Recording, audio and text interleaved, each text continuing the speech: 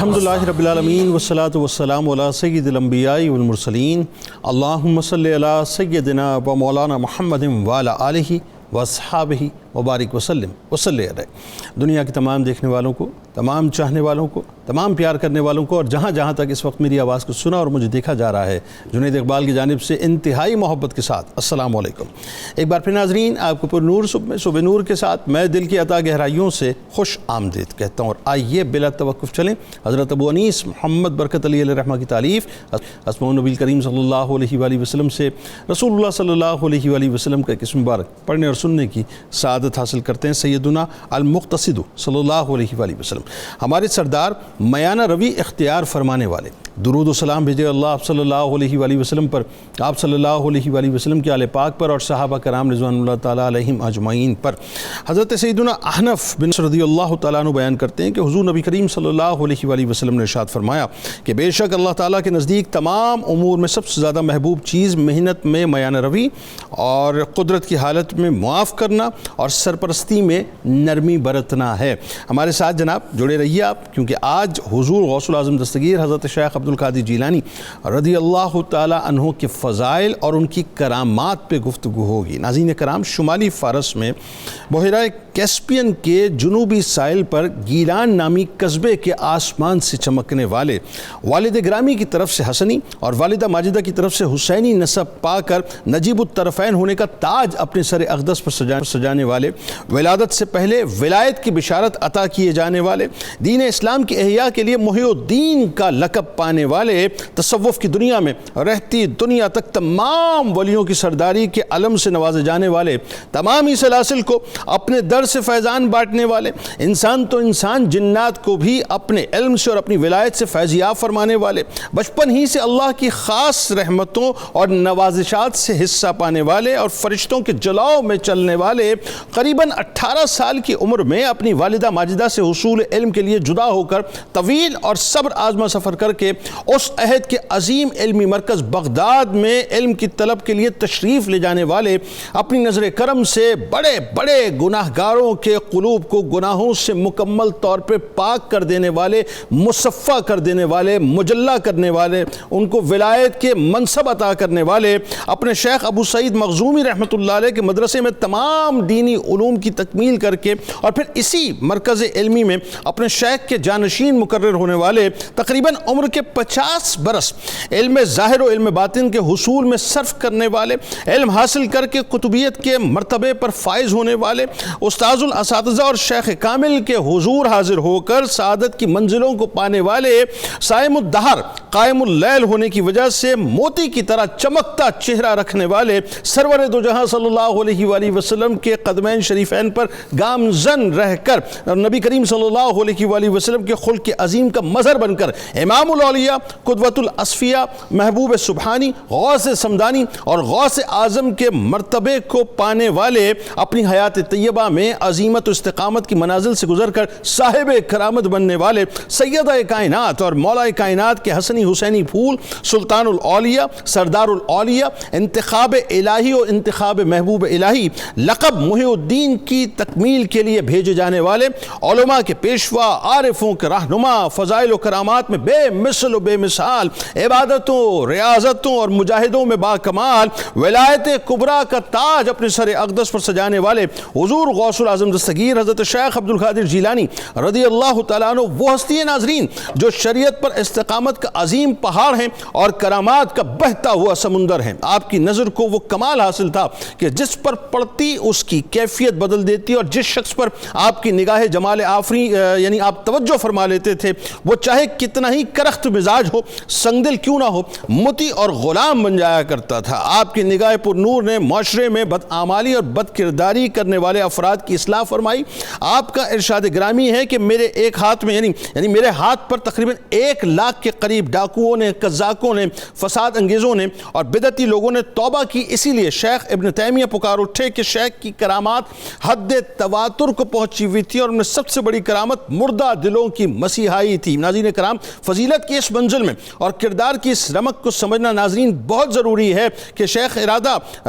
رحمۃ اللہ علیہ آپ رضی اللہ تعالیٰ عنہ کے بارے میں فرماتے ہیں کہ میری آنکھوں نے آپ سے بڑھ کر کوئی خوش اخلاق اور اول العزم کریم النفس رقیق القلب اور محبت التعلقات کا پاس رکھنے والا نہیں دیکھا۔ آپ جلیل القدر، عالی مرتبت اور وسیع العلم ہونے کے باوجود اپنے چھوٹوں پر شفقت اور بزرگوں کی توقیر فرماتے تھے۔ امام ابو عبداللہ محمد بن یوسف فرماتے ہیں کہ آپ مستجاب الدعوات تھے، ہمیشہ اللہ کے ذکر اور فکر میں مشغول رہتے اور کثرت سے ذکر آپ کی کرنے کی وجہ سے آپ کی آنکھیں اشک بار ہو جایا کرتی تھی۔ آپ انتہائی رقیق القلب، شگفتہ رو، کریم النفس، فراغ دست، ذی علم، بلند اخلاق اور عالی نسب تھے۔ عبادات اور مجاہدے میں آپ سب سے رفیع الشان تھے اور آپ کا نورانی چہرہ ہمیشہ بشاش اور تبسم آمیز نظر آتا۔ آئیے ناظرین انہی کی بارگاہ میں چلتے ہیں جنہیں دنیا غوث العظم کہتی ہے اور مل کے جناب ہدیہ عقیدت پیش کرتے ہیں۔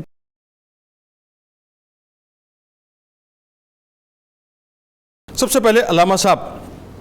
آئیے ذرا فضیلتوں کی اس باب میں جو نسبی فضائل اللہ تبارک و تعالیٰ نے حضرت شیخ عبد القادر جیلانی رضی اللہ تعالیٰ عنہ کو عطا فرمائے، سب سے پہلے تو اس میں حصہ ڈالیے اور اس خوشبودار سلسلے سے آغاز کیجیے۔ اور دوسرا خاص طور پہ جو میں دیکھتا ہوں کہ صاحب آپ کو جتنے القابات جو ہیں وہ عطا ہوئے اور جن جن القابات سے آپ کی شخصیت مربوط ہوئی وہ خود آپ کی شخصیت کا جو ہے انٹروڈکشن ہے، ہر لقب آپ کی شخصیت کا انٹروڈکشن ہے۔ میرا خیال ہے آغاز القابات کی تشریحات سے کیجیے۔ بسم اللہ الرحمن الرحیم۔ الا ان اولیاء اللہ لا خوف علیہم ولا هم یحزنون، صدق اللہ العظیم۔ آج کا صبح نور کا یہ حضور غوث پاک رضی اللہ تعالیٰ عنہ کی خدمت طیبہ طاہرہ میں اظہار عقیدت کا پروگرام، اور اس میں آپ کی شخصیت والا تبار کے روحانی فیوز و برکات سمیٹنے کے لیے ہم حاضر ہیں۔ اللہ تعالیٰ ہم سب کو، ہمارے ناظرین سامعین کو اور صبح نور کی پوری ٹیم سمیت سب کو حضور غوث پاک رضی اللہ عنہ کے روحانی فیوز و برکات سے حظ وافر نصیب فرمائے۔ واہ آمین۔ اللہ تعالیٰ نے خود ارشاد فرمایا کہ بے شک جو میرے ولی ہیں ان کو کسی قسم کا آخرت کا خوف نہیں ہے اور دنیا میں ہو جانے والے نقصانات کا غم نہیں ہے۔ تو یہ ان کی وہ شان ہے جو خود رب کائنات نے بیان کر دی۔ اب ایک ہوتا ہے اللہ کا ولی جو کہ یتقرب الی عبدی بالنوافل، جو صحیح العقیدہ ہو اور عبادت کی کثرت کرے، بے ریا طاعت ہو اس کی، تو اللہ تعالیٰ اس کو آہستہ آہستہ اپنے قرب کا مقام عطا کرتے کرتے شان ولایت عطا فرما دیتا ہے۔ تو اگر کوئی شخصیت بھی ہو اس قدر صالح ہو اور اس کے ساتھ ساتھ اس کے اندر جو نسبی طور پر حضور صلی اللہ تعالیٰ علیہ وآلہ وسلم کے اپنے خون مبارک کی آمیزش ہو، تو پھر یقیناً وہ دوسروں سے کہیں زیادہ اعلیٰ مقام اور مرتبہ کے حامل ہوتے ہیں۔ تو ایسی شخصیات میں سے ہم دیکھتے ہیں کہ حضور غوث ثقلین رضی اللہ عنہ آپ کی وہ شخصیت ہے کہ آپ کے دنیا کے اندر تشریف فرما ہونے سے پہلے بھی اولیاء آپ کی شانوں کا تذکرہ کرتے گئے، لیکن وہ اولیاء جو مقام قطبیت پر یا عرفیت پر فائز تھے وہ بیان کرتے رہے۔ لیکن اس کے بعد سے لے کر آج تک ہم دیکھتے ہیں کہ کوئی بھی شخص ہو، چاہے اس کی سوچ کا محور کچھ بھی ہو، اس کی ریسرچ کا دھارا کوئی بھی ہو، لیکن ہم دیکھتے ہیں کہ کسی کی بھی شاید ہی کوئی ایسی کتاب ہو جو اس نے تصوف پہ یا شان ولایت پہ لکھی اور اس میں غوث پاک کا تذکرہ نہ کیا گیا، یہ ہو ہی نہیں سکتا۔ تو آپ کا جو نسبی سلسلہ ہے اس میں تو کوئی دوسری رائے ہی نہیں ہے کہ حضور صلی اللہ علیہ وسلم نے جو ارشاد فرمایا کرتے تھے حضرت امام حسین رضی اللہ عنہ کے بارے میں، امام حسن رضی اللہ عنہ کے بارے میں، ابنی میرا بیٹا میرا بیٹا، اور خود ایسے مواقع بھی آئے کہ حضرت مولا علی پاک رضی اللہ عنہ حضرت امام حسن کو ابن رسول اللہ کہہ کر مخاطب کیا کرتے، واہ واہ واہ، یعنی باپ اپنے بیٹے کو اپنی طرف نسبت کی بجائے حضور کے بیٹا ہونے کی طرف نسبت کر کے پکارا کرتے تھے۔ تو حضرت امام حسن کی نسل پاک میں سے آپ تشریف لائے، اور اسی لیے جو تفریح الخاطر اور دیگر کتب کے اندر موجود ہے کہ اکابرین یہ بیان فرمایا کرتے تھے کہ چونکہ حضرت امام حسن پاک رضی اللہ نے ایک بہت عظیم الشان قربانی دی مسلمانوں کو ملا بڑھانے کے لیے اپنی خلافت کو ترک کر دیا، تو اسی کے صلے میں اللہ تعالیٰ نے قطبیت اکبر امام حسن کی اولاد پاک میں رکھ دی. سبحان اللہ. اور امام حسن پاک رضی اللہ عنہ سے لے کر حضور غوث پاک رضی اللہ تعالیٰ عنہ قطب اکبر تشریف لائے، اور اس کے بعد سے لے کر امام مہدی تک رہیں گے، اور پھر خاتمیت قطبیت اکبر جو ہے حضرت سیدنا امام مہدی پہ ہوگی جو حضرت امام حسن پاک کی اولاد میں سے. تو یہ آپ کا ایک نسبی سلسلہ ہوا. پھر ہم دیکھتے ہیں جہاں تک القابات کی بات ہے، بڑے سے بڑا ناقد جو ہے وہ بھی آپ کے القابات کے بغیر آپ کا نام ذکر نہیں کر سکا. ہم اس بارے میں دیکھتے ہیں کہ بہت سے ہمارے اکابرین بڑے ایسے شر و بس کے ساتھ آپ کے القابات کا تذکرہ کرتے ہیں کہ یوں لگتا ہے کہ وہ صرف حضرت سید غوث پاک رضی اللہ عنہ کا ذکر نہیں کر رہے، بلکہ ان القابات کے سحر کے اندر، ان القابات کے عرفان کے اندر کھوئے ہوئے ہیں، اسی لیے بڑے بڑے القابات آپ کی ذات کے ساتھ وہ ذکر کرتے چلے جاتے ہیں. تفریح الخاطر کے اندر آپ کے 99 اسماء مبارکہ 99 وہ ذکر کیے گئے ہیں، اور ان 99 میں سے آپ دیکھتے ہیں کہ ہر نام پر جو ہے ہر لقب پر آپ کی شخصیت مکمل پورا اترتی ہے. پھر ہم دیکھتے ہیں کہ جو مشاہیر ہیں ان میں شیخ ابن تیمیہ، ان کو گنا جاتا ہے کہ یہ بہت بڑے نقاد تھے، تو ان کو بھی دیکھتے ہیں کہ وہ بھی آپ کا ذکر جو ہے وہ خیر کے بغیر کیے نہیں رہ سکے. ابن تیمیہ آپ کا ذکر کرتے ہوئے آپ کو لکھتے ہیں الشیخ، الامام، العارف اور قطب العارفین.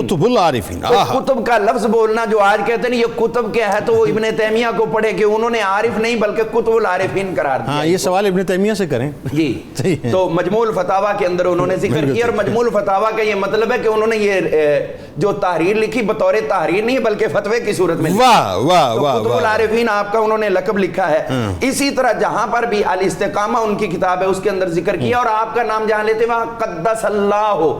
روحہ، اللہ تعالیٰ ان کی روح کو ہمیشہ تقدیس دیتا ہے. یہ جملے آپ کے نام کے ساتھ اس قدر احترام ہے، اور آپ کو القابات کا حامل سمجھتے ہیں. اور پھر انہی کے شاگرد جو ابن قیم، انہوں نے بھی اجتماع جیوش الاسلامیہ کے اندر آپ کے القاب وہ انہوں نے آپ کا ذکر کیا ہے قطب العارفین، اور انہوں نے ذکر کیا قدوۃ العارفین. اچھا. اور وہ بھی آپ کو امام لکھتے ہیں، آپ کو شیخ لکھتے ہیں، اور بڑے بڑے القابات آپ کو دیتے ہیں. اسی طرح ہم دیکھتے ہیں کہ امام ذہبی جیسی شخصیت جب انہوں نے حضور غوث پاک رضی اللہ عنہ کا ذکر خیر کیا ہے تو الشیخ، الامام، الزاہد، العارف، القدوہ، شیخ الاسلام، علم الاولیاء، عدیم النظیر، صاحب الکرامات، یہ القابات امام ذہبی نے ان کے بیان کیے ہیں. اسی طرح ہم دیکھتے ہیں کہ ابن رجب حنبلی جیسے لوگ بھی آپ کو سلطان المشائخ، سید اہل الطریقہ، محی الدین، صاحب المقامات والکرامات والعلوم والمعارف، یہ ذیل طبقات حنابلہ کے اندر انہوں نے آپ کی اتنے القابات بیان کیے ہیں. اور یہاں پر ہم جنید صاحب یہ بات کہنا چاہتے ہیں کہ حضور غوث پاک رضی اللہ تعالیٰ کی ذات والا تبار کو جو اللہ تعالیٰ نے بے پناہ ان آیات سے نوازا تھا، تو آپ اللہ کا ولی بخیل تو ہوتا نہیں ہے، تو امت کو وہ تمام ان آیات کرنے میں، نوازشات کرنے میں آپ نے کہیں بخل سے کام کیا. اور یہ تو وہ القاب ہیں جو یہ اہل دنیا سمجھے، بالکل ٹھیک ہے، جو اہل دنیا سمجھے، اور ابھی آپ کی شانیں تو اس سے کہیں بھی زیادہ. بالکل ایسا، اس میں کوئی اور خوبصورت ماشاءاللہ آپ نے تمہید اس وقت جو ہے وہ فرمائی ہے. ڈاکٹر صاحب اب ذرا یہ بتائیے، یہ ظاہر حضور غوث العظم دستگیر حضرت شیخ عبدالقادر جیلانی رضی اللہ تعالیٰ عنہ جس دور میں آئے، جس صدی میں 5ویں صدی ہجری، پھر اس کے بعد 6ٹھی صدی ہجری، اور جو ایک ٹربلنس کا دور تھا، ظاہر نظریاتی طور پہ جو فساد ایک بپا ہوا تھا، بہت ضروری تھا کہ اللہ تبارک و تعالیٰ کی طرف سے ایک ایسی ہستی آئے جو کہ ظاہری اور باطنی دونوں قوتوں سے مالا مال ہو. لہذا تاریخ یہ بتاتی ہے صاحب کے فضائل کے اعتبار سے اللہ کی طرف سے خاص طور پہ جو آپ کو وہ بھی سعادتیں عطا کی گئیں، اور جو تصرفات، جو اتھارٹیز آپ کو عطا، جو ظاہر ماورائے عقل ہیں، ان کے بارے میں ذرا بتائیے وہ کیا ہے. بسم اللہ الرحمن الرحیم. جنید صاحب بہت شکریہ، آپ نے بہت ہی ایک ریلیونٹ بات ارشاد فرمائی کہ حضور غوث الثقلین سیدنا شیخ عبدالقادر جیلانی کا زمانہ وہ ہے جو عالم اسلام کے بہت ہی انحطاط کا زمانہ ہے. اور گبن نے لکھا ہے کہ اگر تاریخ اسلام کو دیکھیں تو یہ دور سب سے زیادہ تاریک ترین دور تھا. اچھا. وجہ یہ ہے کہ آپ دیکھیں خلافت جو بغداد کی مرکزی خلافت تھی وہ ختم ہو چکی تھی، کمزور ہو رہی تھی. اندلس میں آپ کا اقتدار ختم ہو چکا تھا. ہندوستان میں سلطان صلاح الدین جو اپنا محمود غزنوی تھا اس کے جو آگے حکومتیں قائم ہوئی تھی اس کے بعد وہ کمزور ہو رہی تھیں. یعنی پورے عالم اسلام کے اندر ایک خلفشار کا یونانی فلسفہ جو ہے اس کی ڈومیننس. اس کے ساتھ علمی سطح پہ آپ دیکھیں تو مذہبی نفرتیں اور تفرقہ بازیاں اور یونانی فلسفے کے اثرات تھے، یعنی پوری مسلم سوسائٹی ایک طرح ڈیکے سے گزر رہی تھی۔ یہ وہ زمانہ تھا جب ایک ایسی شخصیت کی ضرورت تھی جو علمی لحاظ سے بھی بہت قداور ہو، مستحکم ہو، روحانی لحاظ سے بھی بہت مستحکم ہو۔ تو غوث ثقلین سینی شیخ عبدالقادر جیلانی ہم دیکھتے ہیں کہ آپ جب اللہ رب العزت نے آپ کو اس زمانے میں پیدا کیا اور آپ کو جس انداز سے آپ کی پرورش ہوئی، جس انداز سے آپ کی شخصیت آگے ایمرج ہوتی ہے ہمیں نظر آتی ہے، تو اس دور کی ساری ضروریات جو ہیں اور جو سارے تقاضے جو ہیں ان کا جواب ہمیں حضور غوث ثقلین سینی شیخ عبدالقادر جیلانی کی شخصیت میں ملتا ہے۔ اچھا آپ دیکھیں کہ جب ہم ان کے کمالات کی طرف آتے ہیں، ان کے تصرفات کی طرف آتے ہیں، جن کے ذریعے سے انہوں نے سوسائٹی کو انفلوئنس کیا، اس حد تک انفلوئنس کیا جنید صاحب آپ دیکھیں نہ صرف سوسائٹی اس فتنے سے نکلی بلکہ آپ کے وصال کے کچھ عرصے بعد جو فتنہ تاتار پیدا ہوا، سوسائٹی نے اس فتنے کو بھی سہار لیا، اس فتنے کے اثرات کو بھی جو ہے بیئر کیا، اور اس کے باوجود بھی آگے یہ امت جو ہے ایک نئی طاقت کے ساتھ ایمرج ہوئی۔ وجہ کیا ہے کہ حضور غوث ثقلین سینی شیخ عبدالقادر جیلانی نے اپنے تقوی سے، اپنے کردار سے، اپی صالحیت سے سوسائٹی میں وہ طاقت پیدا کر دی تھی، وہ افراد پیدا کر دیے تھے۔ آپ صلاح الدین ایوبی کے لشکر کو دیکھیں، نور الدین زنگی کے لشکر کو دیکھیں، اس کے پیچھے سارے حتیٰ کہ سلجوقوں تک پر آپ کو اثر نظر آتا ہے ان لوگوں کا جو حضور غوث ثقلین کی تربیت یافتہ تھے۔ ابھی شیخ ابن تیمیہ کا ذکر ہوا تو آپ دیکھیں وہ خود سلسلہ قادریہ میں بیعت تھے، ان کے جو شیخ تھے شیخ عز الدین عبداللہ ابن احمد، وہ ابن قدامہ کے حضرت ابن قدامہ المقدسی کے مرید تھے، اور ابن قدامہ المقدسی خلیفہ ہیں حضرت شیخ عبدالقادر جیلانی۔ بالکل ایسا ہے۔ اچھا اب جب کمالات آدھے آئے کہاں سے؟ آپ خود فرماتے ہیں لکل ولی لو قدم و انی علی قدم نبی بدر الکمالی، ہر ولی کسی نہ کسی نبی کے قدم پر ہوتا ہے، روحانی مزاج کے لحاظ سے، روحانی کمالات کے لحاظ سے۔ اللہ رب العزت نے مجھے یہ شان عطا کی ہے کہ میں ذات رسالت امام صلی اللہ علیہ وسلم کے نقش قدم پہ ہوں، جو بدر الکمال ہیں، جو کامل چاند ہیں، جن کی روشنی سب سے زیادہ کامل ہے، سب سے زیادہ پرفیکٹ ہے۔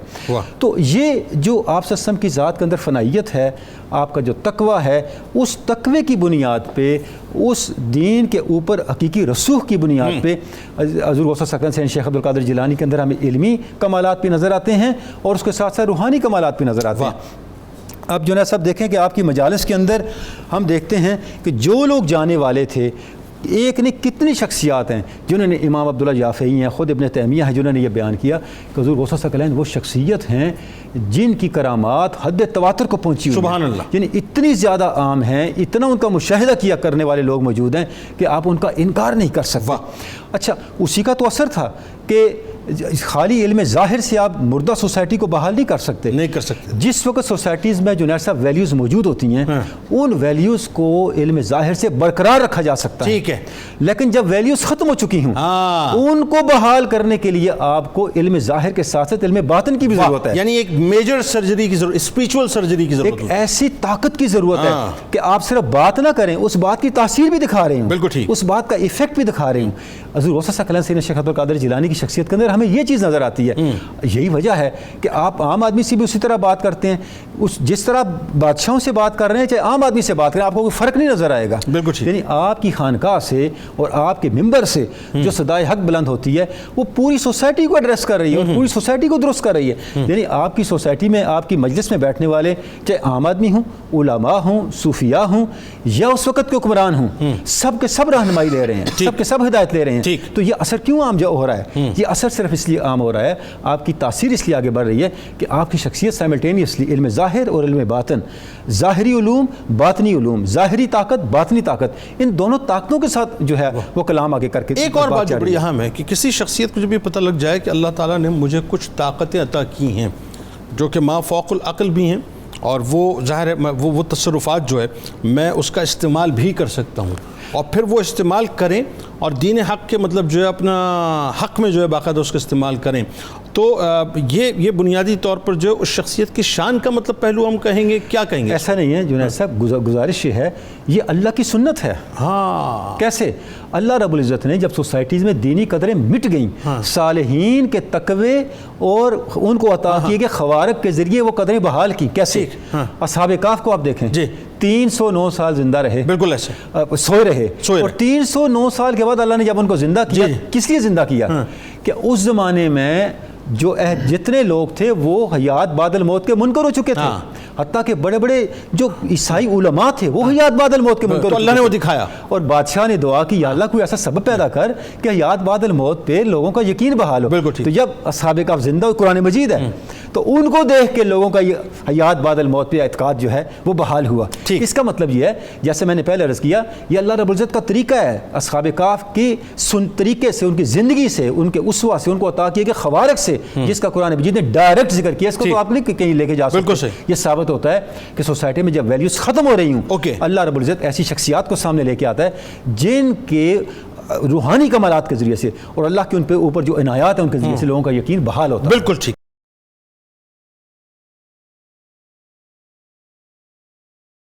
وہ یہ کہ ظاہر ہے جب اللہ تبارک و تعالیٰ نے آپ کو اتنے تصرفات عطا کی، اتنی اتھارٹیز عطا کی، تو پھر جو ولایت کی اگر ہم دنیا کی بات کریں یا ولایت کی کائنات کی بات کریں تو اس میں آپ کا ایک خاص مقام و مرتبہ ہمیں نظر آتا ہے. اور آپ کا خاص مقام و مرتبہ جب بھی زبان پہ آیا تو اس میں غوثیت کبریٰ جو ہے اس کا مطلب تذکرہ خاص طور پہ ہے. اب میں اگر یہ سمجھنا چاہوں یا سننے والے یہ سمجھنا چاہیں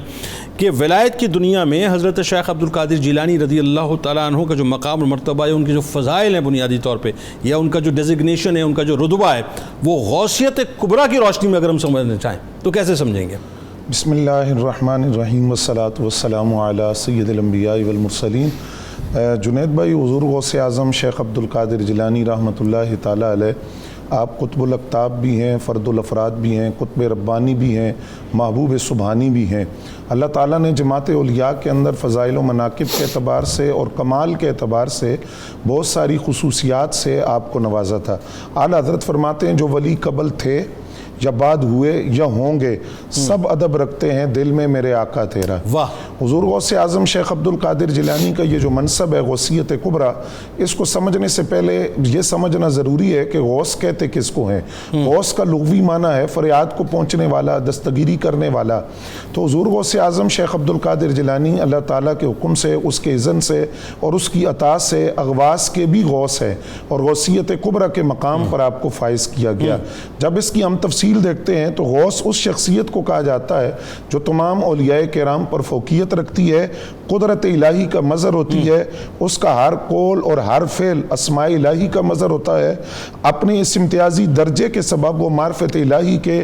رازوں کو پا لیتا ہے، اس کی نظر لوح محفوظ پہ ہوتی ہے، وہ اسرار الہی کی تصویر بن جاتا ہے. یہ غوث کا مقام ہے اور حضور غوث اعظم شیخ عبد القادر جیلانی وہ غوثیت کبریٰ کے مقام پر فائز ہیں. وہ اغواث کے بھی غوث کہلاتے ہیں.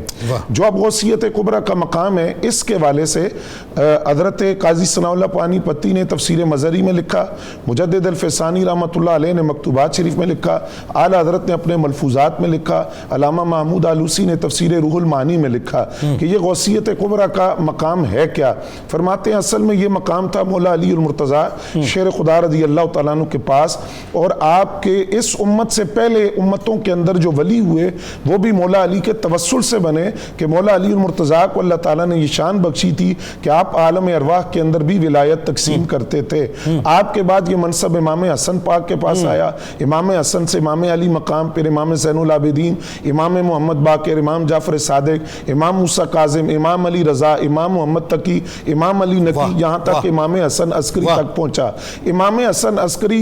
رضی اللہ تعالیٰ عنہ جب دنیا سے رخصت ہوئے تو آپ نے اپنے ایک سجادہ اپنے مرید کو دیا اور اس کو یہ تاکید کی کہ تم اپنے وصال کے وقت وصیت کرنا کہ یہ جو میرا سجادہ ہے یہ آگے نسل در نسل چلتا رہے، جہاں تک کہ 5ویں صدی ہجری کے اندر بغداد میں ایک نوجوان آئے گا جس کا نام عبد القادر ہوگا. یہ سجادہ ان کو دینا ہے اور بتانا ہے کہ غوثیت کبریٰ کا منصب جو مولا علی سے چلا وہ اب ان کے حوالے کیا جاتا ہے اور قیامت تک یہ منصب ان کے پاس رہے گا جب تک کہ امام مہدی کی آمد نہ ہو جائے. تو آج بھی یہ منصب حضور غوث اعظم شیخ عبد القادر جیلانی کے پاس ہے. یہی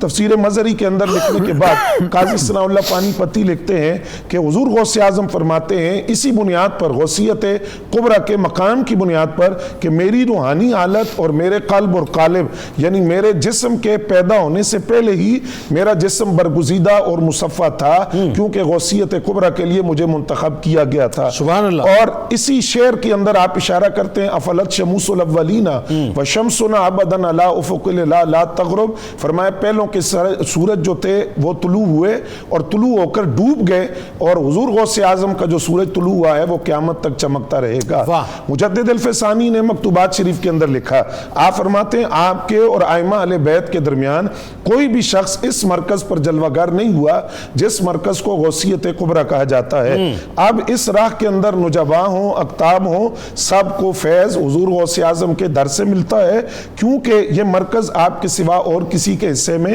نہیں آیا. آپ کے وصال کے بعد بھی فیض جس کو ملے گا وہ آپ سے ملے گا. علامہ محمود آلوسی نے تفسیر روح المعانی کے اندر لکھا, کہتے ہیں اصل میں کتب آپ ہی ہیں, آپ کے وصال کے بعد جو اقطاب آئے وہ آپ کے نائب بن کر آئے ہیں. پھر قرب قیامت امام مہدی تشریف لائیں گے تو وہ بالرسالہ کتب ہوں گے. پھر فرماتے ہیں کل بلاد اللہ ملکی حقیقتاً, حضور غوث اعظم فرماتے ہیں یہ جو تمام ملک ہیں حقیقتاً ان پر حکومت میری ہے. وَأَقْتَابُهَا مِن تَحْتِ حُکْمِی وَطَاعَتِی, اور جتنے اقطاب ہیں ان ملکوں کے اندر وہ میرے حکم کے تحت ہیں اور میری اطاعت اور فرما برداری ان پر لازم ہے, میرا حکم ماننا لازم ہے. جتنے اقطاب ہیں, یہ منصب قطبیت کبریٰ. اب یہ دیکھیے کہ شیخ محقق نے جو تمام مکاتب فکر کے نزدیک ایک مستند معتبر شخصیت ہے, آپ کیا فرماتے ہیں؟ فرمایا اللہ نے غوث اعظم کو قطبیت کبریٰ اور ولایت عظیمہ کا درجہ دیا, یہاں تک کہ تمام عالم کے فقہاء, طلباء, فقراء کی توجہ آپ کے آستانے کی طرف ہوئی.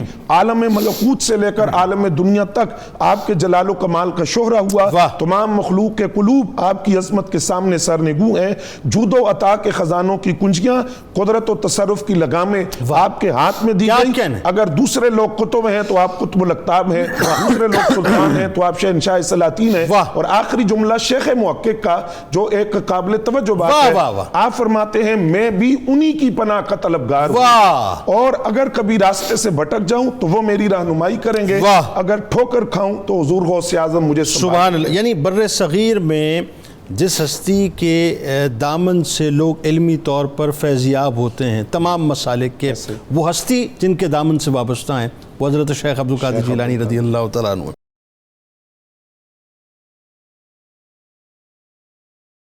آخر میں اب آئیے صاحب, اپنا پروفیسر صاحب, آپ کی مجالس کا بڑا شورا اور آپ کی مجالس کا بڑا چرچا, آپ کی محافل کا بڑا چرچا, اور ظاہر ہے رہتی دنیا تک یہ چرچا رہے گا. لیکن اگر ہم ابتدائی مطلب ولایت سے دیکھیں تو ہمیں یہ نظر آتا ہے, اور ابھی تک ظاہر ہے اور یقیناً آگے بھی یہی سلسلہ رہے گا, کہ کوئی ایسا ولی ہمیں کلیم کرتا ہوا نظر نہیں آتا کہ جہاں پر 70 ہزار کا مجمع ہمیں جو ہے وہ نظر آئے.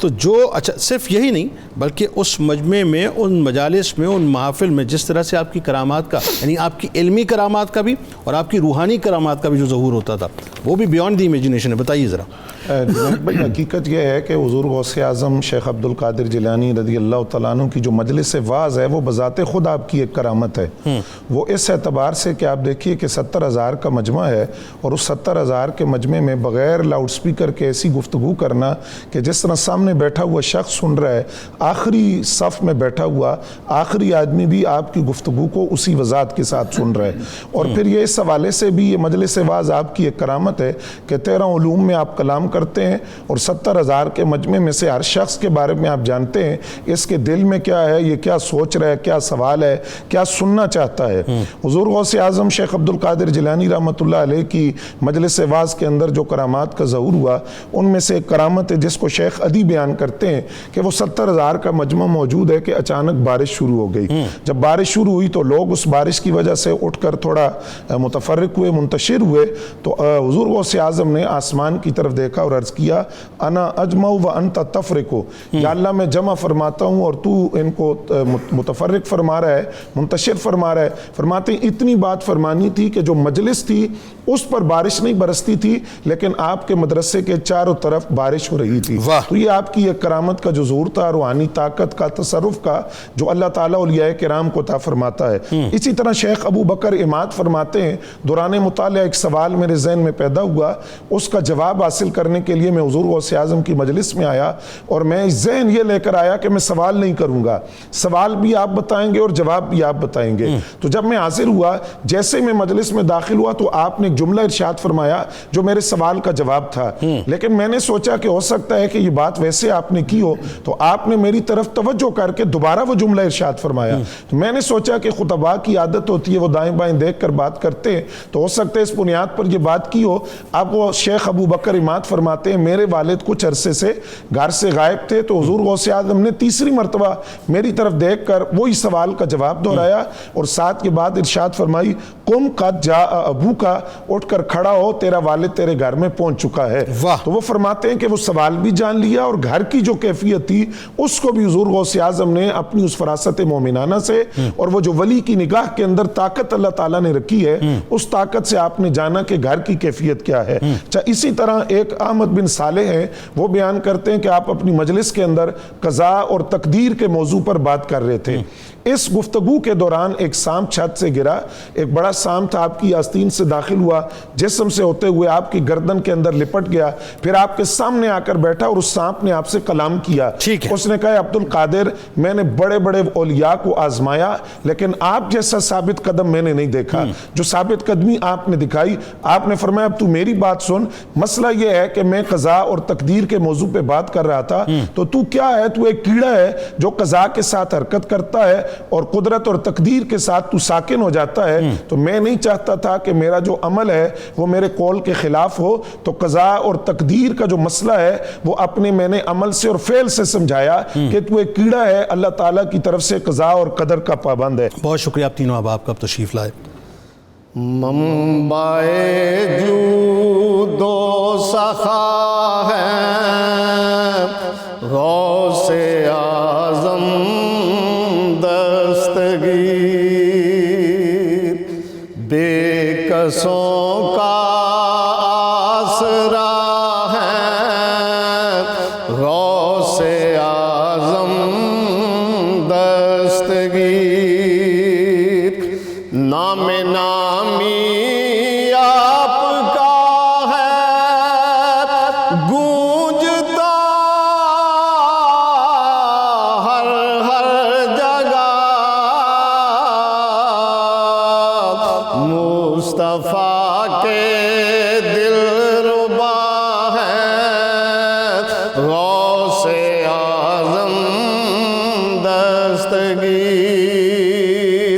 اور اولیاء لیتے ہیں اپنے کاندھوں پر جن کا قدم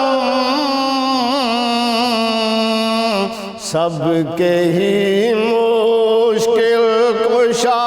ہے غوث اعظم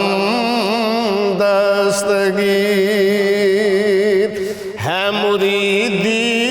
لا تخاف فرمان اقدس آپ کا,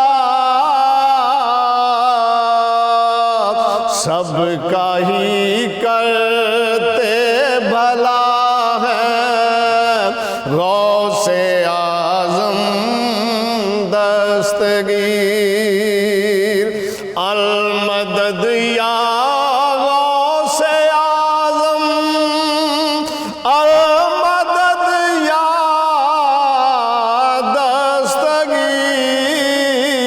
دستگیر, آپ تو غوث الورا ہے غوث اعظم دستگیر, اور جھولیاں بھرتے ہیں وہ ایوب سب کی ہر گھڑی,